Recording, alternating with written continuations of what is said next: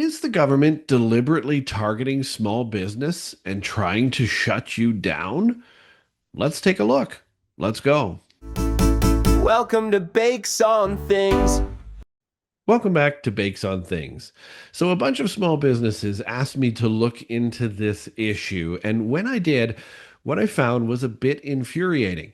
You remember the Canada Emergency Wage Subsidy that was handed out during the pandemic? That big COVID era bailout that was supposed to help struggling businesses keep their employees paid and their doors open?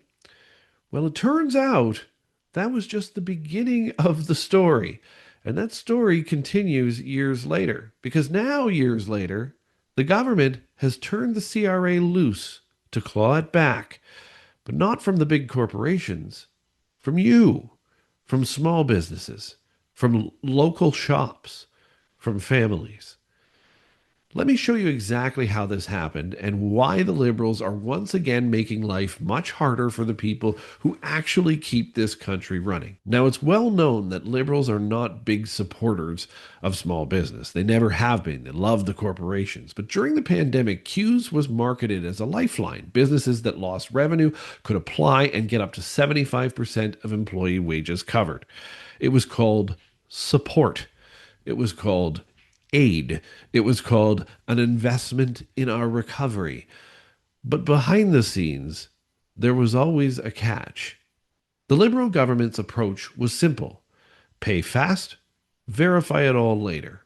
We knew about this. But they rushed out billions, nearly $100 billion in CEWS alone, and said, we'll figure it all out later. Now, in the so called recovery phase, they've unleashed the CRA to go digging and clawing back the money. And surprise, surprise, they're not going after their big corporate friends.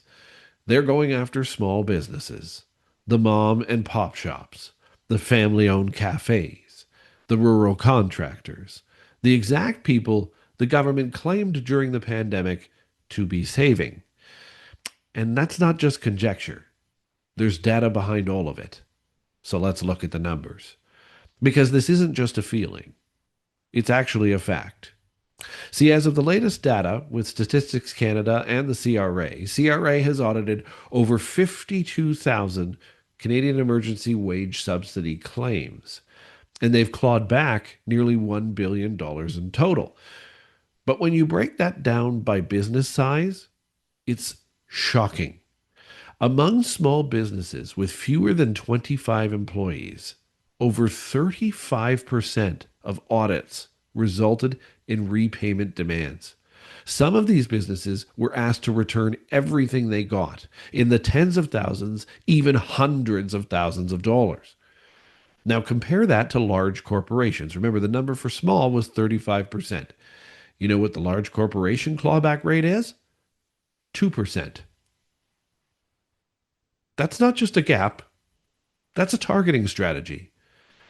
You don't need a tinfoil hat to see it. Small businesses are easier prey. They don't have legal teams or full time accountants. They made honest mistakes, or their bookkeeper missed a line, or they didn't understand the government jargon, or they didn't interpret the eligibility period correctly. Meanwhile, the big guys, they hired the best consultants money can buy. They played the margins, and they got to keep it. Some even paid out shareholder dividends while collecting Canadian emergency wage subsidy. You heard that right. Some posted record profits during that time. And nobody asked for that money back. Why? Why? See, let's talk about the real world for a second. Unfortunately, we're not seeing a lot of support for the real world lately. There are family run restaurants out there who survived the pandemic. One of the worst hit industries of all was the restaurant industry, only to be told that they now owe $150,000 back to the CRA. Small entrepreneurs who did everything by the book, who paid their staff and kept people working, and now they're facing audits that say, you owe us big. One city owned nonprofit in Regina, REAL, which is the Regina Exhibition Association, was hit with a CEWS repayment demand of over $8 million. That's taxpayer money clawed back because of a technicality about their ownership structure. Meanwhile, Let's look at the corporations. Imperial Oil collected over $120 million in CEWS while then paying $320 million in dividends to shareholders. Linamar, an auto parts giant, got over $100 million in CEWS and then doubled its dividend to shareholders. Extendicare received at least $21 million while facing criticism for care quality and still paid shareholders. None of these companies were forced to pay a dime back. Why? Because the rules were written to allow it. And then conveniently, nobody looked twice. But your local bookstore, your neighborhood plumber, your cousin's small trucking company, well, they're being told to pay up or else.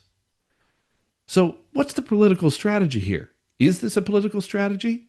You bet your ass it is. Let's be real. Why does this happen? It's very simple. It's all politics and power. Big corporations can cause PR nightmares. Small businesses, not so much. The government knew this. They didn't want to send letters to the CEOs of billion-dollar firms demanding money back because it would hit the headlines.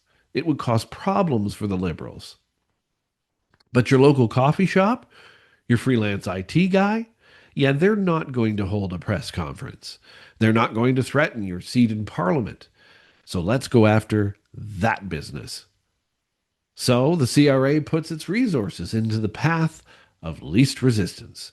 And what does the government say? What do they say when they are pressed on it? Oh, auditing big guys would be too expensive. Seriously?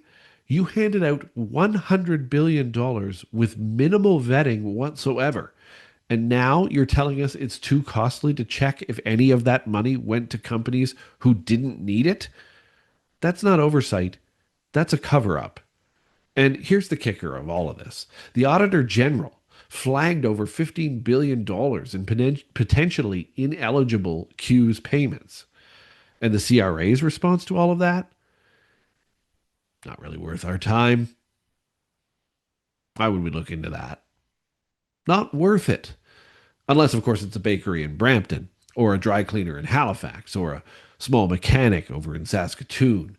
Those folks, the government says, pay us back with interest. And all along, your mainstream media, which wasn't just quiet during the election about these things, was quiet even then. Have you heard any of this on the nightly news? Where's the CPC in all this? Where's CTV? Where's the Fifth Estate when small business owners are being bled dry by the government? Nowhere. You'd think the stories of honest, hardworking people getting surprise tax bills for tens of thousands of dollars would somehow make headlines in this country. But nope. It doesn't even trend. Doesn't make for an easy villain.